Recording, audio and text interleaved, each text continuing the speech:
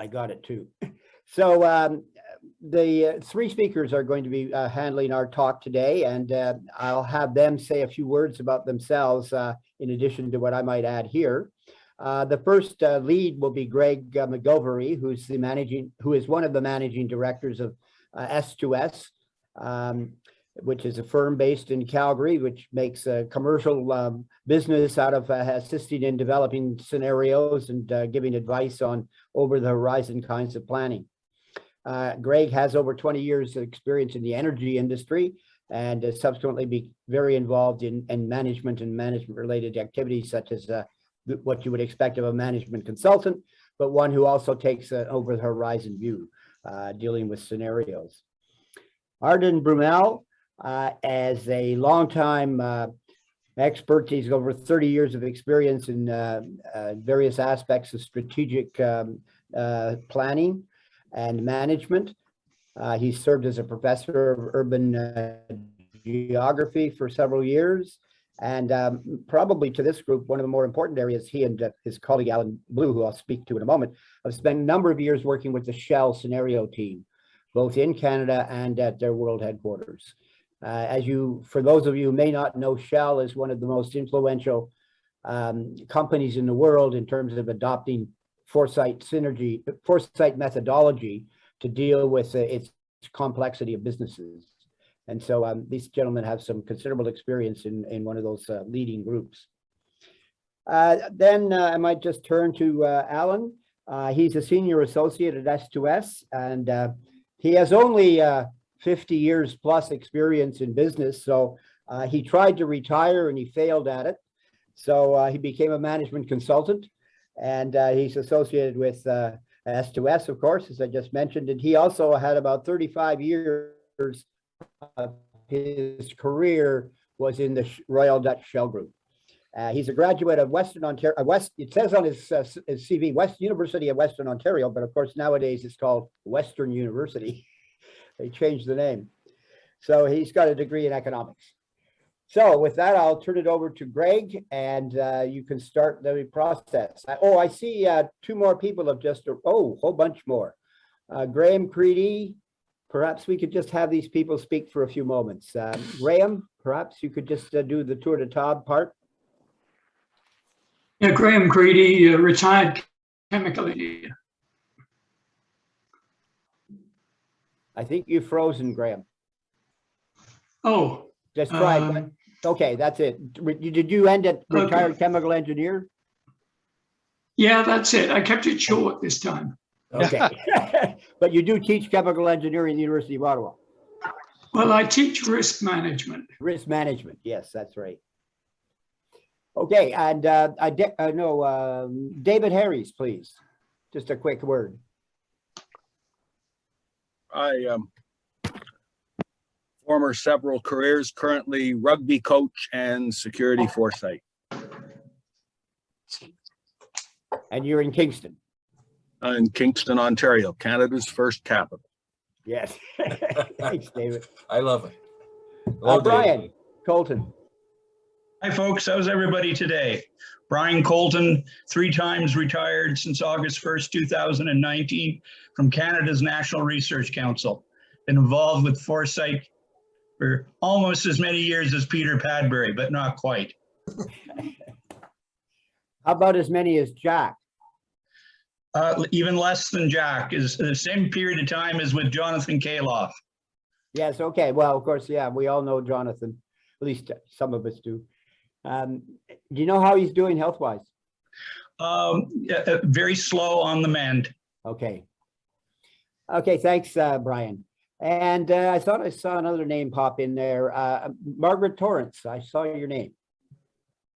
Sorry, what? Oh, there you are. Yeah. What do you want me to say? Just a few words of who you are, where you are, and why you're here. Why am I here? Because I'm interested in the subjects that Foresight has. And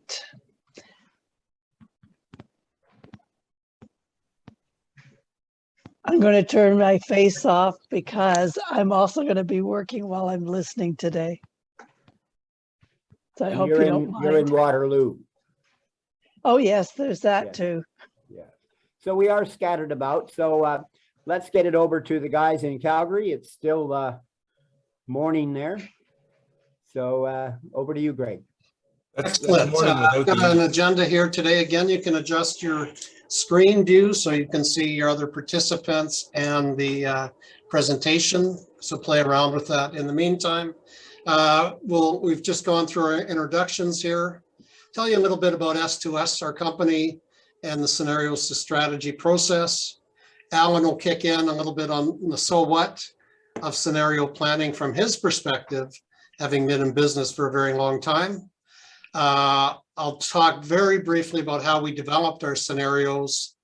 Part 5 of the agenda, something we call priming the pump. So if we're going to talk about, we'd like to talk about and surface some of the implications that the scenarios we've developed surface. And in order to do that, we need to get the stories between your ears a little bit. And it would be nice, as you're hearing from Arden about the stories in section 6 of the agenda, that you're already thinking of implications. So we don't have to go back and revisit the facts of the 4 scenarios. So it's kind of more challenging to do this in a short Zoom call than in a proper designed workshop, either face-to-face or online. So hopefully we'll have a nice, rich, robust discussion of the implications surfaced by the scenarios at the end of the day. Does that sound like a good agenda for the day? And for our time now? Excellent. Yes. Good. So about S2S, we're all about improving organizations, helping organizations improve. And we see that the pathway to improvement is through conversation. That's where people build ideas, relationships, alignment, commitment, performance. And great conversation is wonderful. What really matters is action. So everything we do culminates in action. And I'll tell you a little bit more about that later. We've had over 50 clients, over 100 engagements in the last 15 to 16 years. We work with clients to meet their objectives. We don't come in and work for clients. It's always very much a collaborative engagement approach. Got some strong, proven, highly engaging question-based processes. So conversation, it's all about the questions. Collaborative design, expert facilitation, and lots of clients like us. But a track record of success with many public, private, and not-for-profit organizations, multi-stakeholder groups, and collaboratives across a variety of sectors. I'd like to tell you a little bit about the scenario planning in general, and then our specific scenarios to strategy process. You've all seen this before. The future is not knowable, yet we must act. As we think about all of these developments, it's just one more, we're barraged daily by development after development after development. And if you've ever felt, geez, how do I squeeze that into my head? How do I make sense of that one more thing, and how does it shift everything else? It's a complex world, and it's getting more complex with time, and yet we still need to act in that world. so, Just a moment, Greg. I'm not seeing a screen, and I see other people aren't either. Are you sharing? I don't have a screen either. Oh, okay.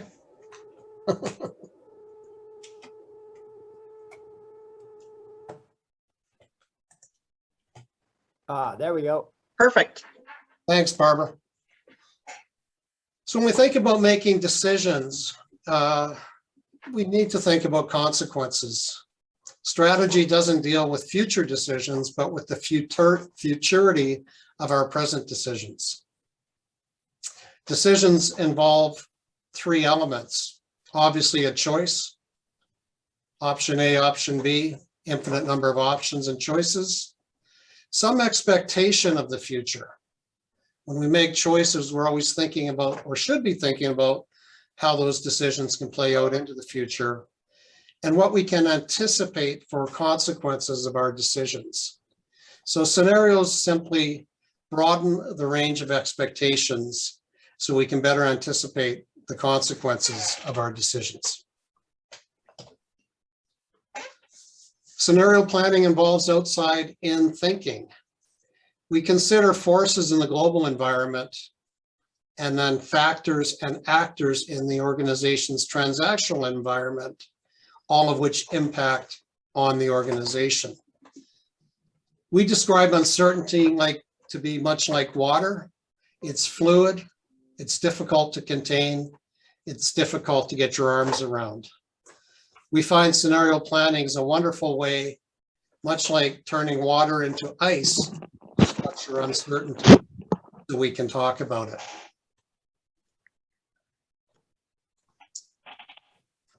Very straightforward process. We define, often we'll start with interviews, help an organization or stakeholder group define a focal issue, question, or decision.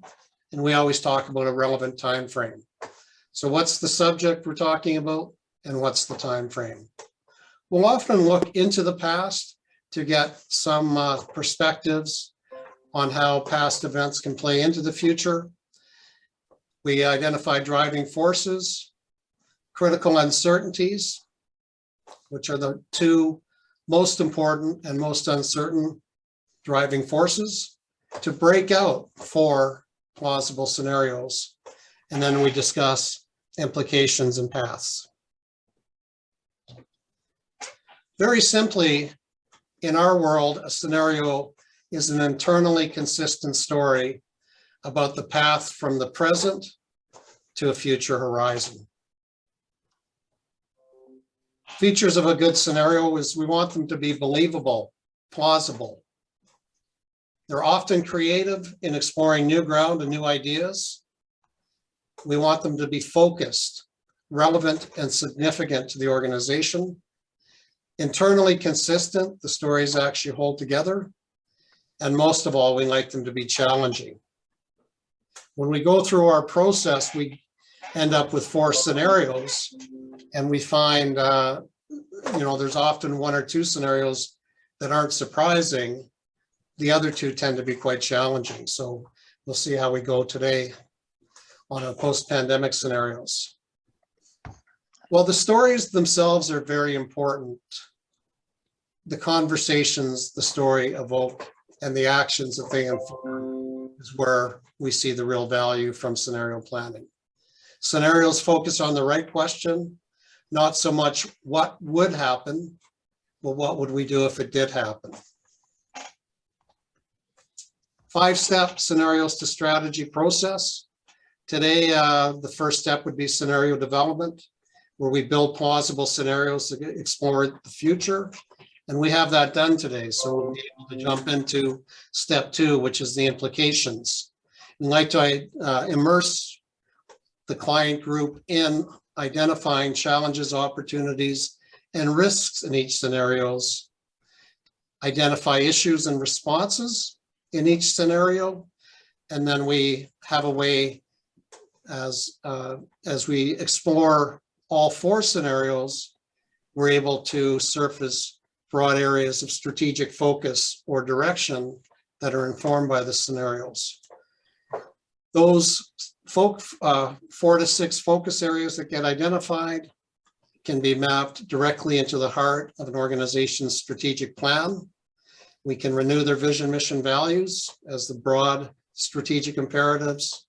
Focus areas are a beautiful bridge from broad to more specific goals, initiatives, and actions.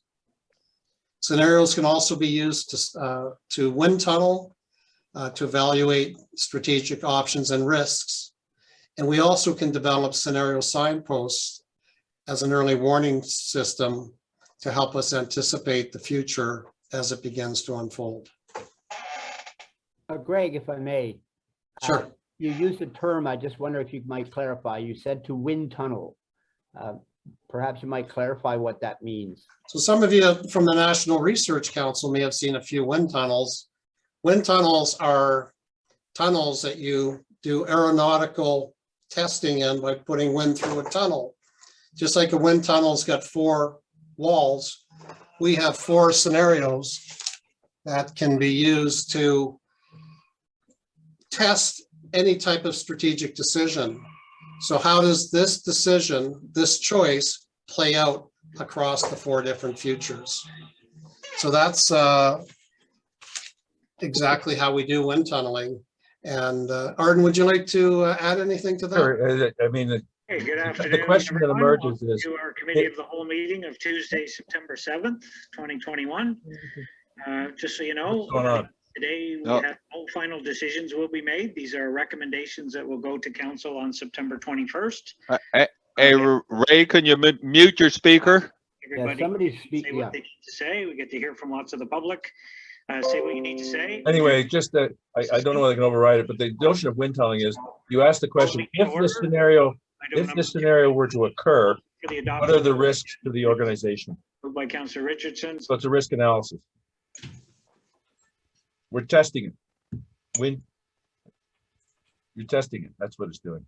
Does that answer your question, Peter? Yes, thank you. Okay. And thanks for the clarification. Yep, no worries, no worries. So the benefits of the scenarios to strategy process, again, engaging key stakeholders is key. Folks internal, a number of our clients have brought in their external stakeholders, union representatives, government representatives, partners, suppliers. This idea of building a shared understanding of how the future can unfold by developing 4 scenarios, you basically create a vocabulary of the future, which you can use to rapidly respond as it's unfolding. Again, the idea of surfacing implications, the so what of scenarios, taking that outside in approach is an excellent way of informing and managing strategic risk, as Arden had mentioned, and making better strategic decisions. So there's some real practical responses there. And so if we look at 3 key features of the process, I think one of the biggest benefits is structuring uncertainty so you can actually talk about it and have shared perspectives on that strategic risk. Deeper strategic dialogue just makes for better decisions. Broad engagement on strategy, organizational alignment and commitment. So crossing that bridge from scenarios to strategy is where we see the value. I'd like to turn it over to Alan. Okay, thanks, Greg. I trust you can hear me. Yep. Just fine. Okay, great. I think Peter described Arden and Greg as the scenario to strategy experts. I try and look at things from the client point of view. That's my position here. And as a result, I've never learned to speak consultanese. So I also had to ask what wind tunneling was, by the way.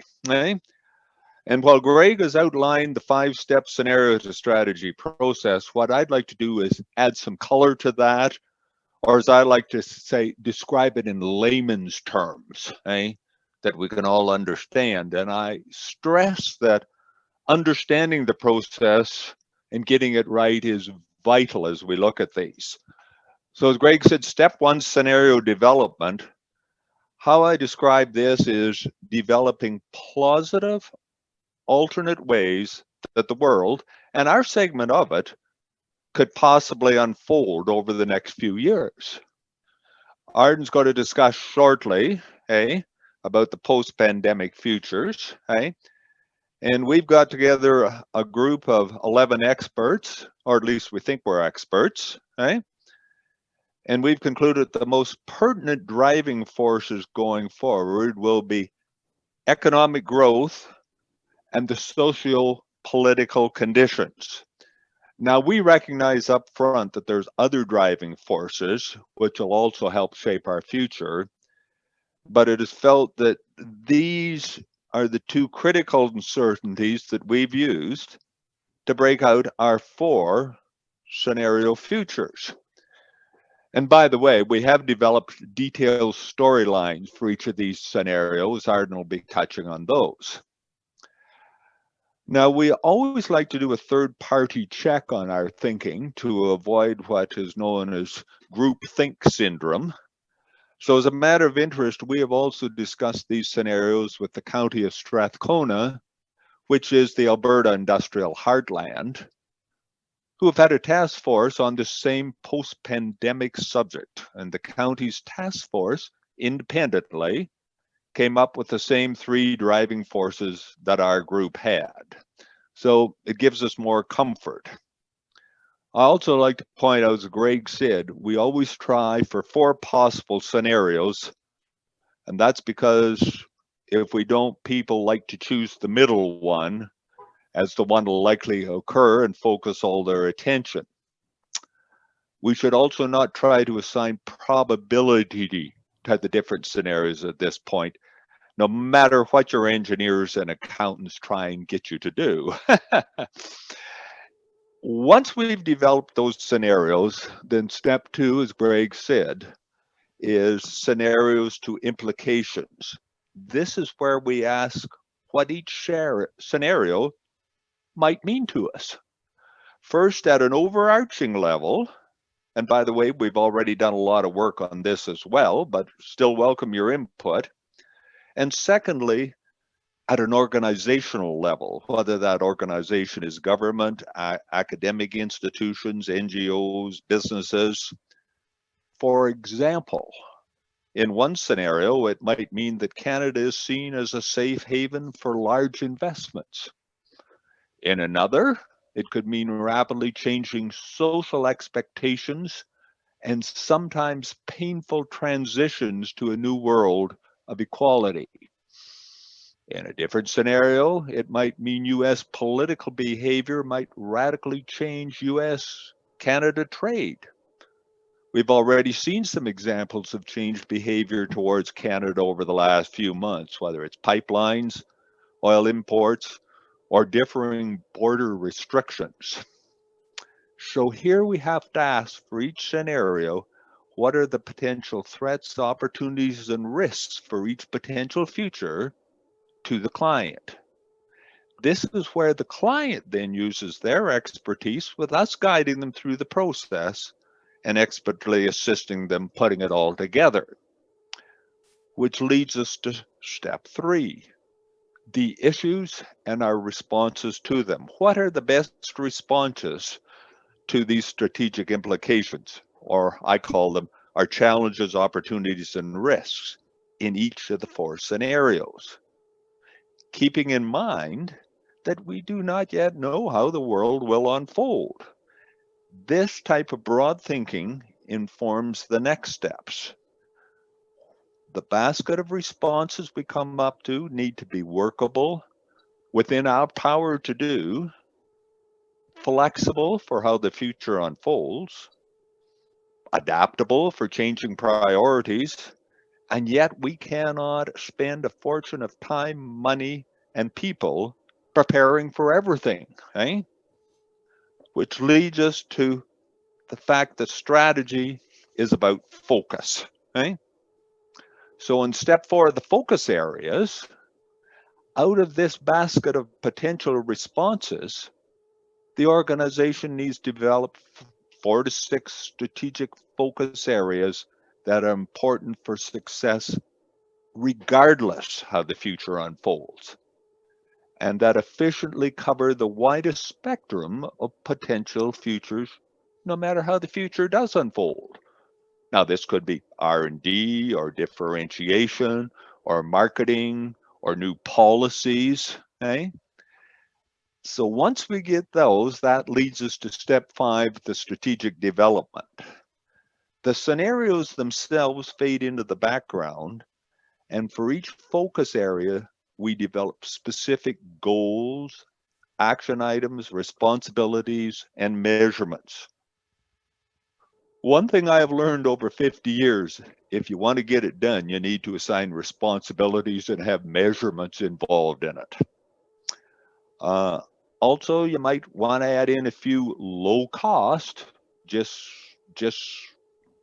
get ready in case alternatives. As Greg mentioned, many clients also like to develop signposts that let them to know as early as possible in what direction that the important things to the client, the province, the country are unfolding, to enable them to act early and react quickly and take appropriate action. Now, all of these, proven over years of experience, are workable and flexible and within our power to do. Thinking broadly does pay dividends and is at the heart of managing strategic risks. So, as you can see, the scenarios themselves, step one, are just a basic building block that provide a firm foundation to lead us to our end goal of desirable focused responses in actions, policies, and success. And so we are going to start first with a quick summary review of the 4 post-pandemic scenarios, and then move into a more detailed discussion on what each scenario might mean. And this is where we encourage input and questions from you. And finally, I ask you to remember we are talking today about the first step in the process, scenarios, and starting the second step of what it might mean to us. But there are still 3.5 more steps to go to get us to our end goal of actionable, focused recovery responses. I hope that sort of explains more in layman's terms the 5 steps that this whole process entails. Thank you. Thank you very much, Alan. I'd like to ask if there's any questions of the participants before passing it back to Greg. Does anyone have any questions or comments so far? Including panelists, if you wish to add anything. And you're supposed to say, Alan, that was a good layman's term description that helped us understand. Well, indeed it was, Alan. Thank you. Okay, back to you then, Greg. Okay, so we'll just quickly overview our post-pandemic scenario development process, obviously affecting the world.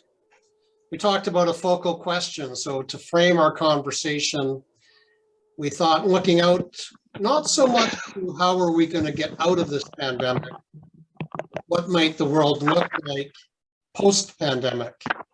It's likely never to be a post-COVID world, much like we're still in an influenza world. So getting to a new normal. So our question is very much around looking out to say 2023 and beyond. How could this pandemic shape the future of Canadian society? So it just structures the conversations and focuses the conversation. So the scenarios we develop are relevant. We identified a number of driving forces, talk about demographics, digitization, economic growth, energy transition, environmental concerns, expectations of business, financial dynamics, global dynamics, health and biotechnology, pressures on government, socio-political conditions, consumer behavior. So we've got about a 14-page driving forces report. I'd be happy to share that unpacks. There's probably a couple of hundred ideas that we've aggregated into these driving forces. Oh, Greg, I have a question for you. Sure. We're just about to go and vote. And you're talking about, changes in the future and, what the pandemic is going to be doing, what it's been doing and everything. Can we get some advice?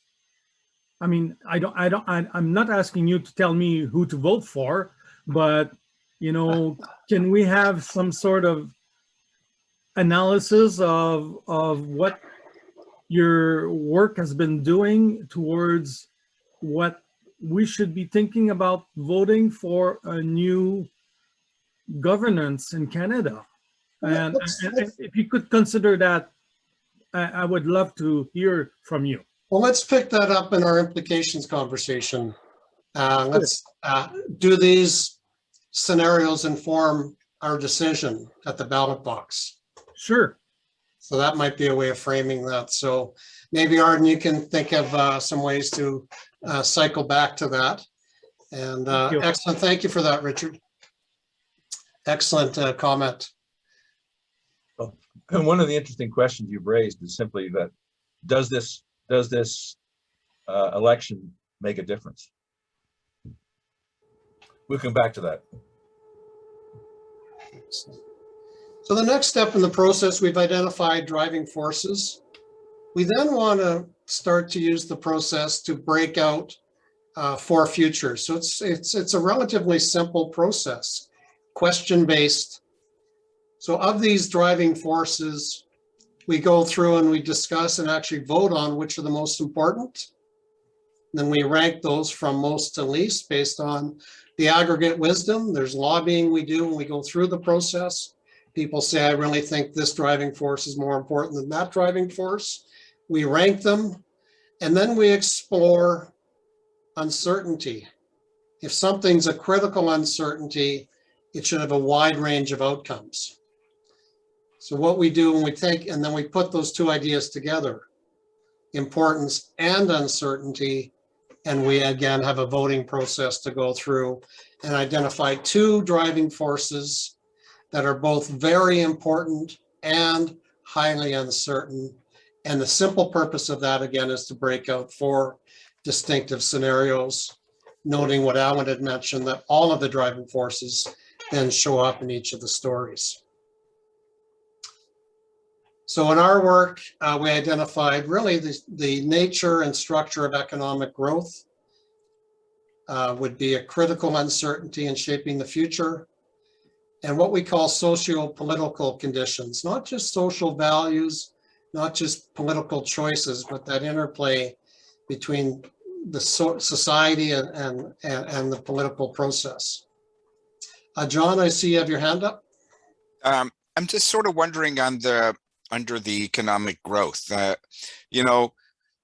there's a new economic paradigm that's slowly working its way, and we can see it having fundamental impact in the United States.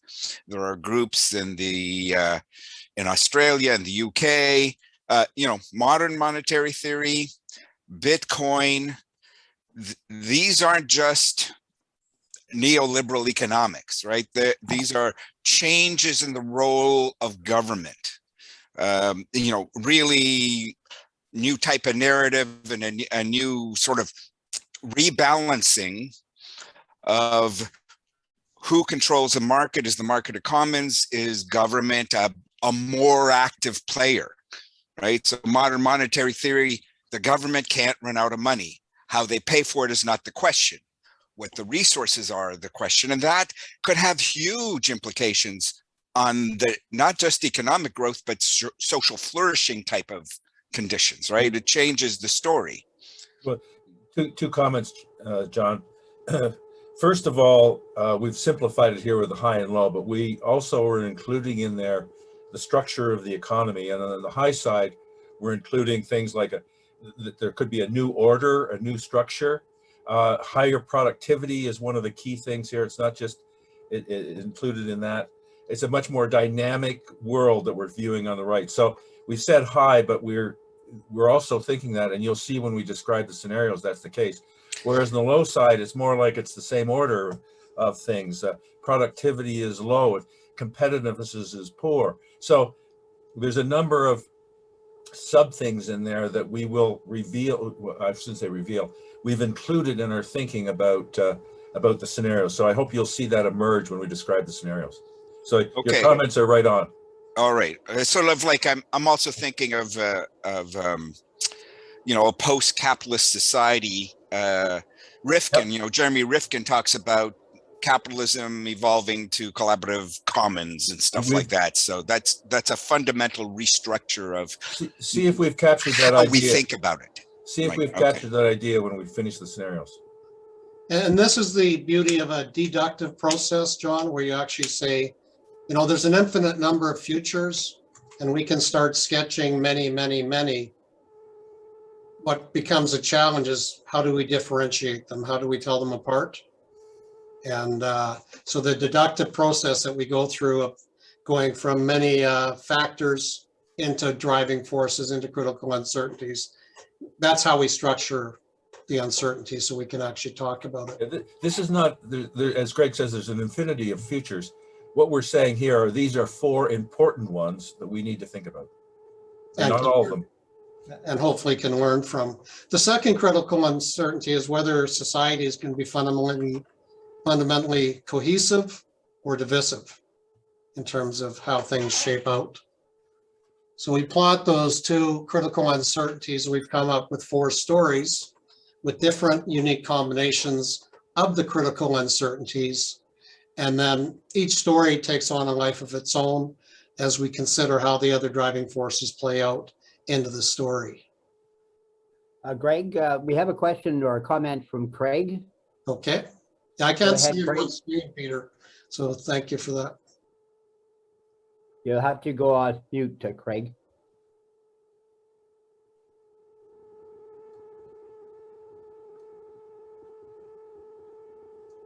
Okay, well, if Craig is not able to get off mute, or maybe he's not there. All right, no, I'm sorry. It's just I had something, just a quick comment on the metrics, really important. Someone who's not here in Montreal is voting, emphasize that, and I'd certainly share it, that a lot of the discussion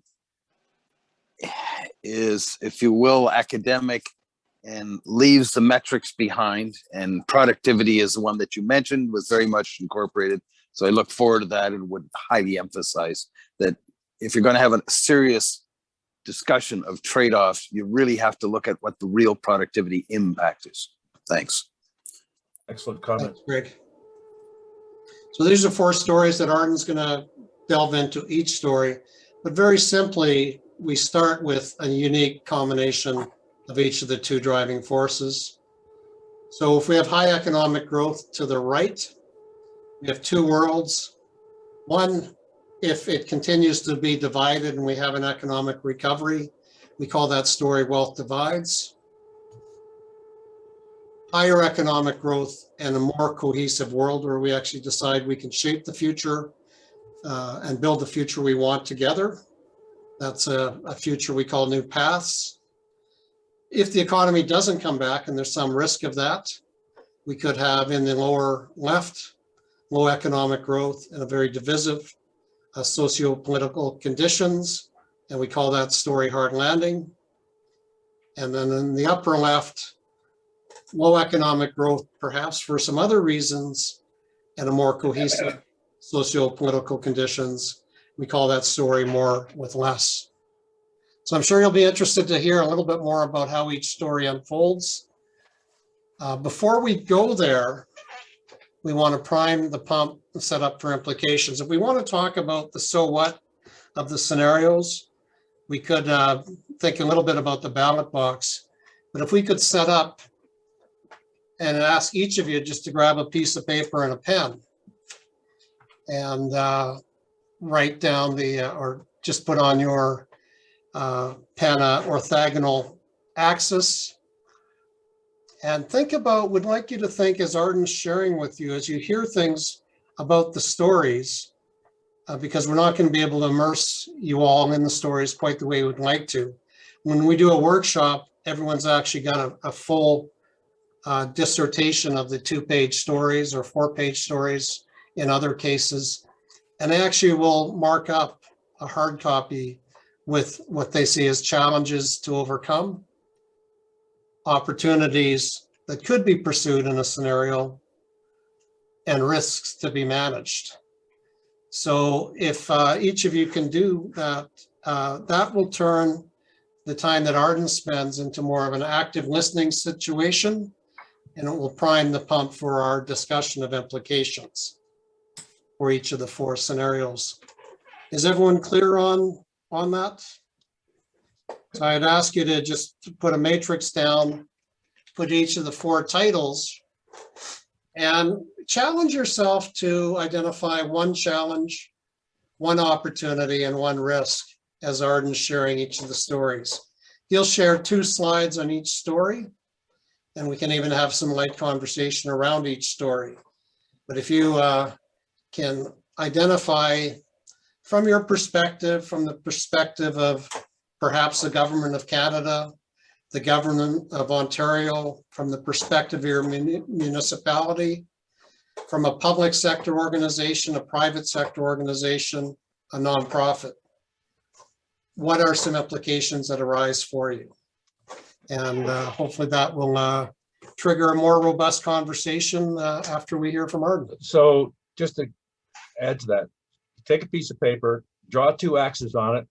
And as I'm talking about one of the scenarios like new paths, if you think of something that's an implication, a challenge, opportunity, risk, just write it down at the time. And then when we come back later, you'll have it. Now, there was a question asked about if you're not in the same room, how do you do this? Well, we haven't done a lot of that because of the Zoom, but so how do we do this is what we're trying to do right now, which is have every person work independently as we go through this, which we do in the main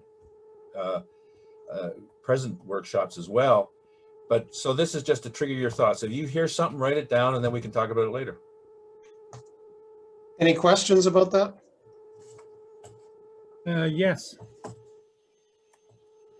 I would think at this time, if you need us to think about something, then we're gonna need a bit of time. So maybe we should take a minute or 2 because we can't just do this on the fly. Like I need to look at this thing and trying to figure out where am I at. Excellent point. What we'll do, what we're going to do next, I'm going to just give you a bit of a description of each one of these scenarios.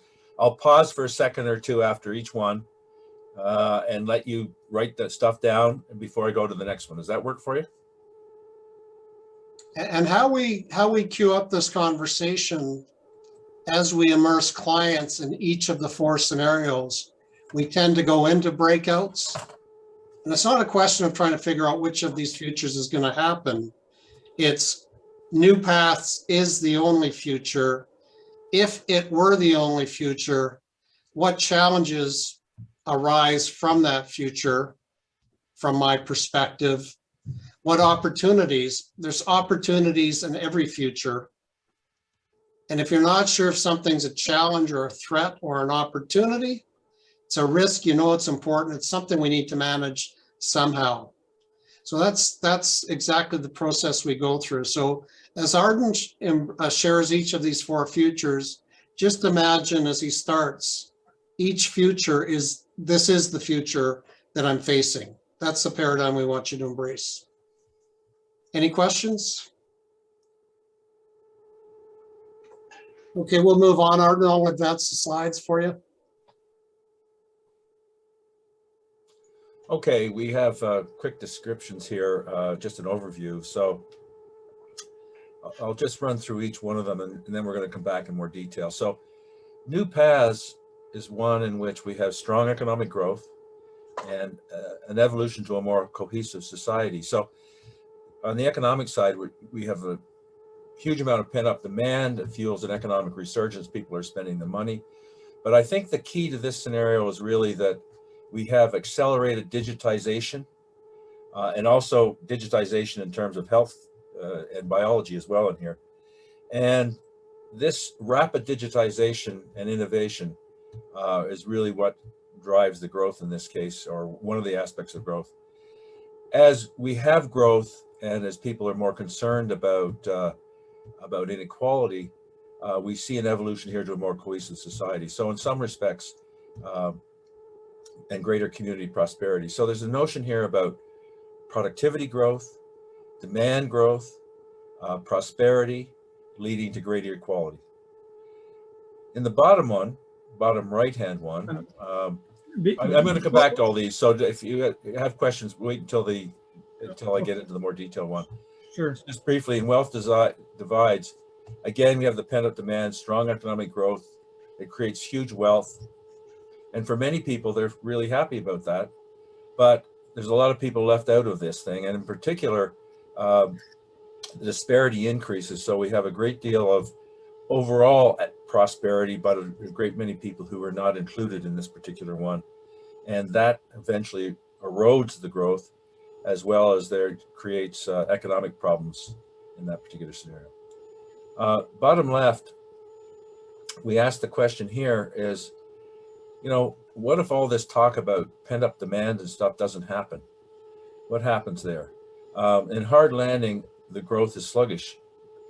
Last quarter, second quarter, we had unexpectedly low growth. So that's an example. The low growth really accentuates the social divisions, erodes trust in political and business leadership, and leads to escalating conflict. We're seeing lots of that at the moment. Oops, I haven't got the upper left. More with less is really one around new values. We touched on that earlier around new thinking about a variety of things, but new values and lifestyle choices. What if some of the stuff we've been doing in the pandemic stays on?